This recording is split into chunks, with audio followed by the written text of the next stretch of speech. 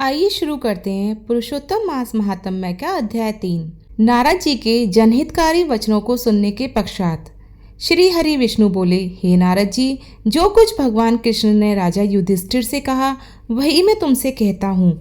एक समय धर्मराज युधिष्ठिर जुए में दुर्योधन से सब कुछ हार गए तो द्रौपदी को बालों से पकड़कर दुष्ट दुशासन ने खींचा और वस्त्र भी पकड़कर खींचे तो कृष्ण भगवान ने रक्षा की।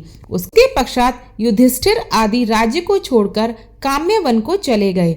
वहां पर वन में युधिष्ठिर द्रौपदी आदि बाल बिखेरे वन में रहने लगे। हाथियों की तरह वन के फलों को खाकर अति दुख को प्राप्त हुए। ऐसे समय देवकी के पुत्र श्री कृष्ण भगवान उनको दुखी जानकर काम्यक वन को गए। उस समय युधिष्ठिर आदि श्री कृष्ण भगवान को देखकर ऐसे प्रसन्न हुए मानो देह में प्राण आ गए हों। वे बड़े प्रेम से मिले, हरि के चरण कमलों में नमस्कार किया। द्रौपदी ने भी प्रणाम किया। राजा युधिष्ठिर को दुखी देखकर और ऐसे ही द्रौपदी को दुखी देखकर श्री कृष्ण भगवान भी अत्यंत दुखी हुए। जब विश्वात्मा भक्त वत्सल भगवान ने दुर्योधन को भस्म करने के लिए क्रोध किया तो मानो करोड़ों काल कराल के समान मुख से प्रलय काल की अग्नि उठी हो और दांतों को पीसते हुए मानो त्रिलोक को भस्म कर देंगे।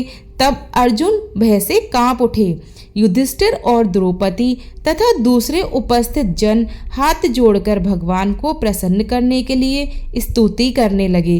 तब श्री कृष्ण भगवान अर्जुन के इस प्रकार स्तुति वचन सुनकर शीतल हो गए। फिर प्रेम से व्याकुल होकर युधिष्ठिर श्री भगवान को बारंबार नमस्कार करने लगे। श्री नारायण कहने लगे कि हे नारद जी, इस प्रकार प्रेम से मग्न हो सिर झुकाकर हाथ जोड़कर बारंबार भगवान कृष्ण को नमस्कार कर अर्जुन ने भगवान श्री कृष्ण से जो प्रश्न किया वह मैं तुमसे कहता हूँ। हरि भगवान यह सब सुनकर पांडवों के हितकारक वचन कहने लगे। कृष्ण कहने लगे, हे अर्जुन, मेरे वचनों को सुनो और आपने जो अपूर्व प्रश्न किया है इस समय इसका उत्तर देने को समर्थ नहीं हूँ। यह गुप्त प्रश्न ऋषियों को भी कठिन है, तो भी हे अर्जुन, मैं तुम्हारी मित्रता और भक्ति से प्रसन्न होकर अत्यंत कठिन उत्तर को क्रम से कहता हूँ, सुनो। हे अर्जुन, एक समय में संयोगवश अधिक मास आया। उसको सब असहाय, निंदक, अपूज्य, मलमास और नवी की संक्रांति से वर्जित ऐसा कहने लगे। मलमास होने के स्पर्श करने योग्य नहीं है, सब कर्मों में निंदित है। इस प्रकार लोगों के वचन सुनकर वह मलमास कांतिहीन, निरुरोधी, दुखों से युक्त मेरे पास आया और बैकुंठ में, जहाँ पर मैं निवास करता था, स्वर्ग के सिंहासन पर बैठे हुए देखकर मुझको दंडवत प्रणाम किया और दोनों हाथ जोड़कर नेत्रों से आंसू बहाता हुआ इस प्रकार कहने लगा।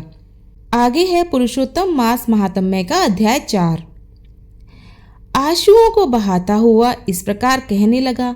अधिक मास कहने लगा, हे नाथ, हे कृपा निधान, मलमास मेरा नाम है। मैं बलवानों से तिरस्कृत होकर यहाँ आया हूँ। फिर आप मेरी रक्षा क्यों नहीं करते? मुझको उन लोगों ने शुभ कर्म वर्जित, अनाथ और सदैव घृणा की दृष्टि से देखा। अब आपकी दयालुता कहाँ गई? कठोरता क्यों हुई? इस प्रकार भगवान से कहकर मलिन मुख मलमास श्री कृष्ण के आगे आंसू बहाता हुआ बैठ गया। तब द्रवीभूत हरि आगे बैठे दीन बदन मलमास से कहने लगे, हे तात, तुम अत्यंत दुखों में डूबे हो, सो ऐसा भारी दुख तुम्हारे मन में क्या है? तुम किसी प्रकार का सोच मत करो, मैं तुझे दुख में डूबे हुए का उद्धार करूँगा। मेरी शरण में आकर तुम सोच करने योग्य नहीं हो। नारायण बोले, ऐसे भगवान के वाक्य सुनकर मलमास दुखी होकर मधुसूदन भगवान से बोलता है, हे भगवान, आपको सब कुछ ज्ञात है, आपके बिना इस संसार में कुछ भी नहीं होता। हे भगवान, मेरे दुर्भाग्य की पीड़ा आप नहीं जानते?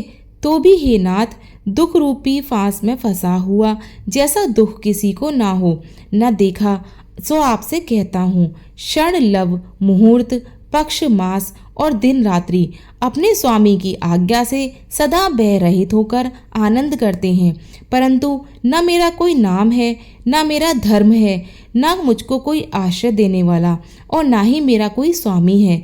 इसी से सब देवताओं ने मेरा निरादर किया है और शुभ कर्मों में यह मलमास वर्जित है, ऐसा सभी अंध्य परंपराओं से कहते हैं। इसलिए मैं मरना चाहता हूँ, जीना नहीं चाहता। हे नारद जी, मैं मरूंगा, मैं मरूंगा, मैं मरूंगा। इस प्रकार बारंबार कहकर मलमास शांत हो गया।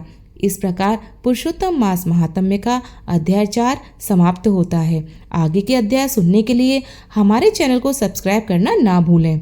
बेल आइकन को प्रेस कर लें, जिससे सभी अध्याय आपको समय से प्राप्त हों।